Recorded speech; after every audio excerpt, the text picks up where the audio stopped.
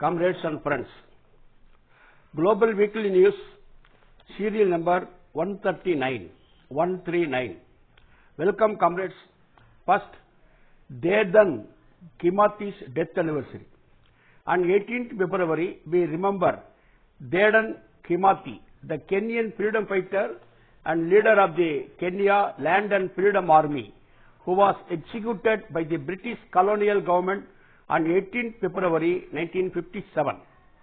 Kimathi led the armed resistance against colonial rule, fighting for land, justice and self-determination together with the oppressed peasants, workers, the landless, squatters and the urban poor against British colonialism. Famous quotes of Dedan Kimathi. First, I consider myself a great African patriot fighting not for the liberation of Kenya alone, but for East Africa and the rest of the continent. Second quotation, it is better to die on our feet than live on our knees for fear of colonial rule.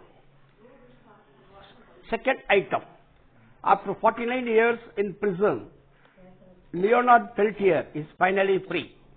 The indigenous freedom fighter and longest held political prisoner in USA was released on February 18 following a decades-long struggle for his release.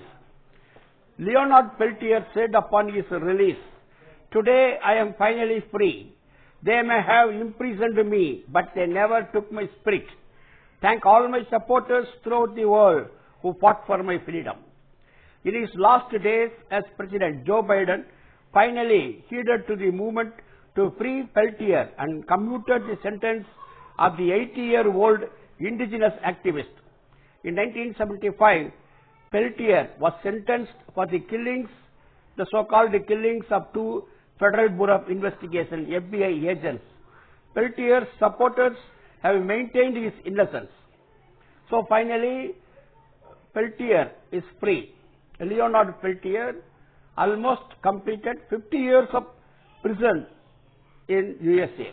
The longest held prisoner is finally free.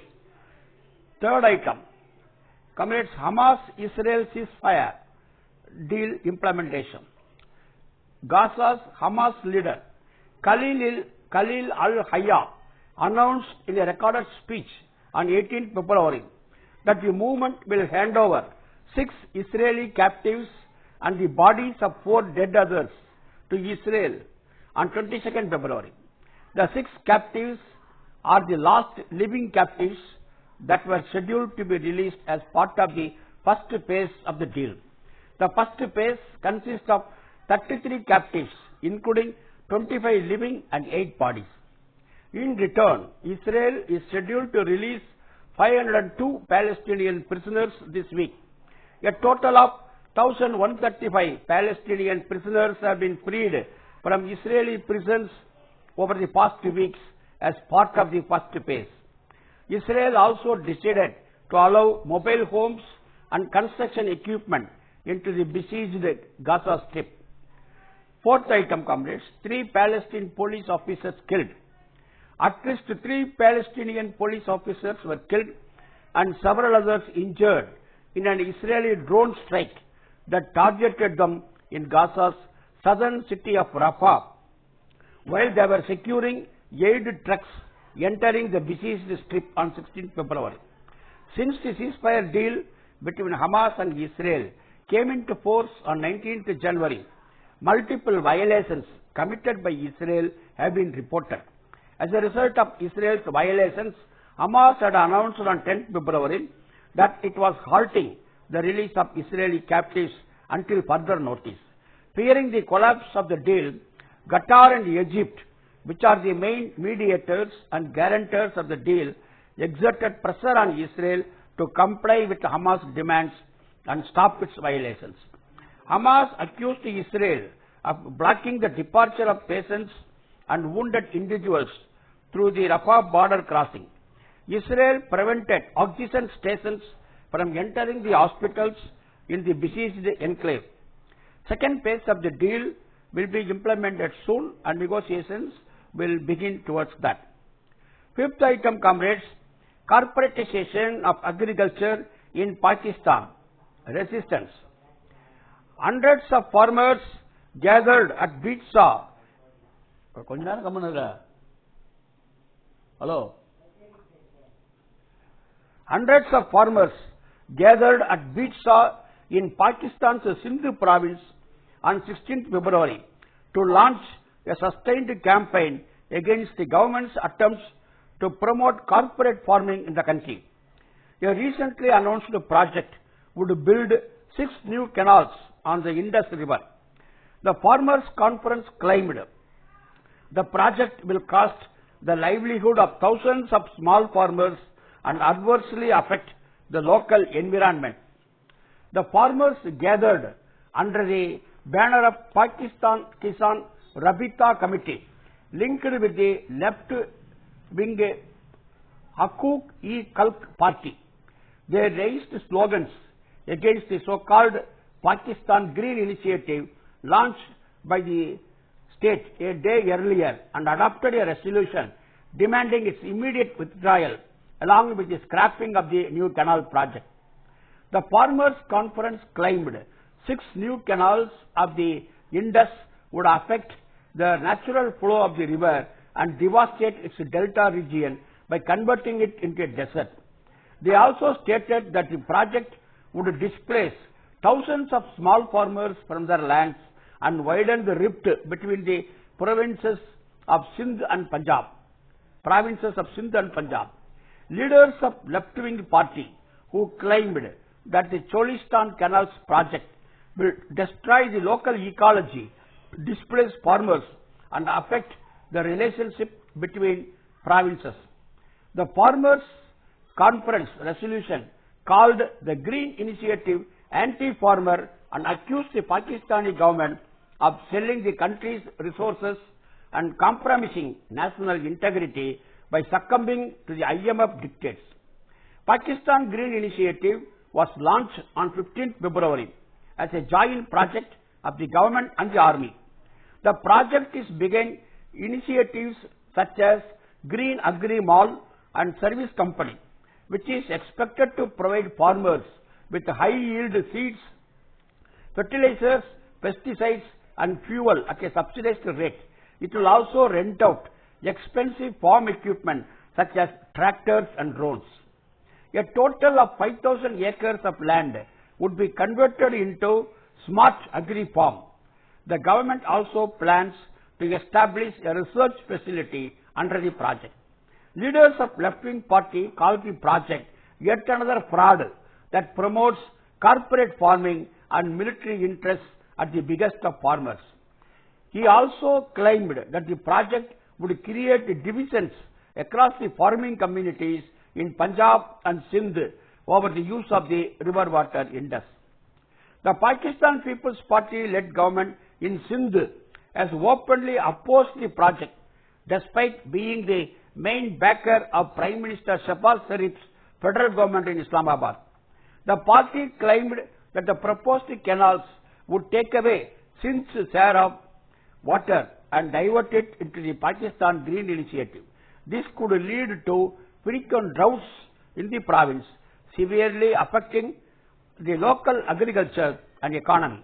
The project was finalized without consulting the provincial government, and hence it goes against the federal principles in the country's constitution. The party has threatened that a popular uprising against the project could be launched if it is not withdrawn soon. Comrades and friends, we go to the 6th item. Trump's efforts to end the war in Ukraine and anti-China motive. On 18th February, Trump's Secretary of State, Marco Rubio, and Russia's Foreign Minister, Sergei Lavrov, met in Riyadh of Saudi Arabia, cementing Trump's strategy of pursuing negotiations with Russia to end the war in Ukraine, without Ukraine itself in the talks. President Trump claims to want to make a deal to stop this ridiculous war, which has already killed hundreds of thousands. Following the US-Russia talks in Riyadh, Zelensky, Ukraine Prime Minister, Ukraine President, and Trump have already exchanged worse comments. Trump labeled Zelensky as a dictator. After the Ukrainian President Zelensky claimed Trump was living in a disinformation space, stating that he wanted more truth from Trump's administration. Zelensky has demanded Ukraine's involvement in the talks and told reporters during a visit to Turkey, "We want no one to decide anything behind our backs. No decision can be made without Ukraine on how to end the war in Ukraine." Many in the US anti-war movement have opposed US support for Russia-Ukraine war since its outbreak in 2022. One such group is the Answer Coalition, which led a march in Washington, D.C. in 2022 in opposition to the US funding and arming of the war, as well as to call for the disbanding of NATO. Brian Becker, the executive director of the Answer Coalition, said that Trump's orientation towards the Ukraine war represents a dramatic shift in US foreign policy. Trump is attempting to reconfigure US foreign policy in a way that would move Russia away from its strategic partnership with the People's Republic of China, which was created over the last 15 years in response to a very aggressive warlike foreign policy by the US against both China and Russia. Joe Biden did everything he could to prevent a peaceful negotiated end to the war, including stalling peace talks and had a posture of open and complete hostility towards Russia. In the final stages of his presidency, Joe Biden had even gone so far as to authorize Ukraine to use US-made long-range missiles against Russia. This resulted in a massive escalation of the Ukraine war. Trump's Secretary of Defense stated that returning to Ukraine's pre-2014 borders is an unrealistic objective.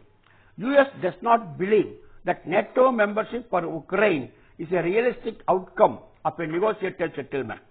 According to Brian Becker, Executive Director of the Answer Coalition, Trump is not anti-war, pointing to his actions during his first term in particular, such as the 2017 missile strikes into Syria and even his recent comments supporting a restarting of the Israeli genocide in Gaza. The shift towards trying to end the Ukraine war is really the Trump administration getting prepared to face off with China. Seventh item, comrades, Trump announces freeze of US aid to Africa. For decades, Africa's relationship with the US has been shaped largely by foreign aid, security partnerships and economic ties that have developed dependence rather than mutual benefit. Now Trump's policies begin to impact critical sectors such as health, education and security of Africa. On 20th January, Trump announced a 90-day freeze on US aid funding, halting essential services and sparking outrage across the world. US aid allocated more than $1,200 crore in 2024 for sub-Saharan Africa, the majority of which was used for humanitarian and health aid. Trump, during his first term in office, never visited Africa, nor did his administration host a US-Africa summit. For decades, US policy has shaped Africa's reality, not to empower the continent, but to maintain strategic dominance of US. The US has extracted wealth from Africa, particularly through its control over strategic minerals, often backing coups or supporting leaders who are aligned with Washington's economic and security interests. The ongoing crisis in the Democratic Republic of the Congo is a glaring example. Congo, rich in vital resources such as cobalt and coltan, has been affected by instability fueled by external interests. The escalation of the M23 offensive is fundamentally about resource control, with MNCs, multinational corporations, benefiting from the chaos. Eighth item, comrades, a successful story of China's ecological transformation. For decades, Yarai Lake in China's Yunnan province was highly polluted. Chinese government transformed this lake into purity with the help of scientists, teachers, doctors, government employees and members of the Communist Party of China. The Yarai Lake was heavily polluted in 1990s and 2000s. 3-petal flowers stopped blooming due to a combination of factors in the reform and opening up period, including economic development, the rise of pesticides and fertilizer use with the Green Revolution, population growth and increased tourism and migration. Water quality within the Yarai basin steadily deteriorated. In 2013, Yarai Lake was experiencing large-scale outbreaks of blue-green algae. As part of the central government's targeted poverty alleviation campaign, launched in 2013 and completed in 2020, 4,13,100 people in Dalibhai district exited extreme poverty. 9.9 crore people came out of extreme poverty across the country. Government provided 3 guarantees. Their income exceeded a minimum level. Second, they were assured food and clothing. Third, they were guaranteed basic medical services, safe housing with drinking water and electricity, and free education. Intensive environmental protection efforts turned the waters of Yarai Lake clean and potable again after a decades-long battle. To clean the Yarai Lake, motorized fishing boats and nets and use of phosphorus-containing detergents were banned. President Xi Jinping has emphasized the concept of ecological civilization as one of the key elements of China's socialist modernization and promoted green mountains and clear water. 9th, comrades, oil pollution in Nigeria. African country Nigeria has suffered hundreds of oil leaks and spills from Shell's British company Shell infrastructure in the country. Devastated by the contamination of their land and water sources, some communities have successfully put the oil giant in the dock at the London High Court after a decades-long struggle. Unable to farm or fish without access to clean water, the communities, which have a combined population of about 50,000 people in the Niger Delta, accuse Shell of breaching the right to a clean and healthy environment guaranteed in the Nigerian Constitution and the African Charter on Human and People's Rights. The people want Shell to clean up their pollution and compensate them for their loss of livelihood. But instead of trying to resolve this issue, Shell has repeatedly attempted to block and delay the legal process. Denying any legal responsibility by its Nigerian subsidiary, the Shell Petroleum Development Company of Nigeria Limited, Shell argued that British courts had no jurisdiction to try their claims. Nevertheless, ruling in February 2021 that a case can arguably be made to hold the UK-based Shell responsible for the actions of its Nigerian subsidiary, the United Kingdom Supreme Court allowed the Nigerian farmers and fishermen to sue the company in English court. Finally, the preliminary issues trial began in London's High Court on 13th February and is expected to be heard till 7th March, following which the court will determine the scope of legal issues to be decided as the full trial set to begin in late 2026. 10th item, comrades, 1 lakh people protest in Brussels.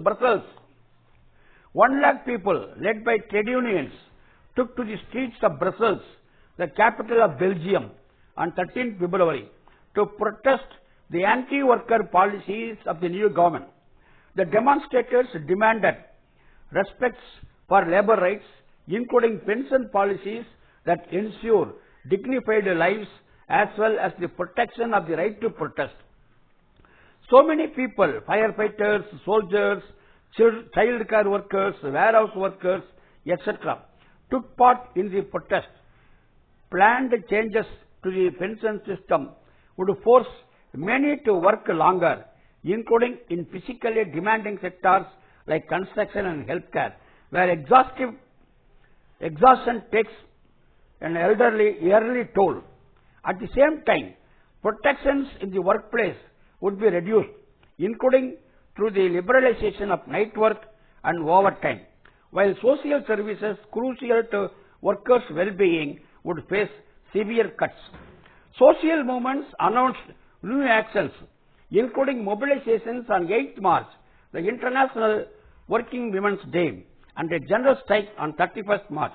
Lastly, comrades, the Red Book Day on 21st February and the Red Book Day, book of Comrade Sitaram Yechury and What is Hindu Rashtra was read over in a group all over India. All over the year, we should study and grasp the essence of Marxist literature. Thank you, comrades. Salam. See you next week.